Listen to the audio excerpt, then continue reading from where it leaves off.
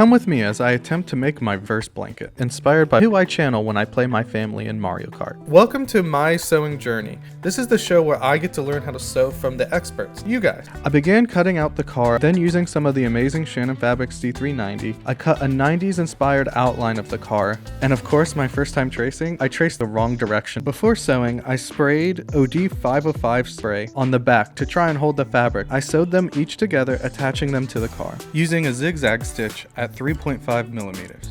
My machine kept jamming again. I know this could be a lot of things, but any suggestions would be amazing. I then sewed the outlines onto Mirage 80, which brought a dynamic look. I chose to back it with the same fabric, and after double pinning, I sewed one side of the blanket at a time, leaving room for a turning hole, and then proceeded to do a ladder stitch. This blanket has a lot of mistakes, but I can see myself getting better thanks to you guys. If you want proper sewing tutorials, be sure to check out Sew Together Tuesday, and as always, any advice would help.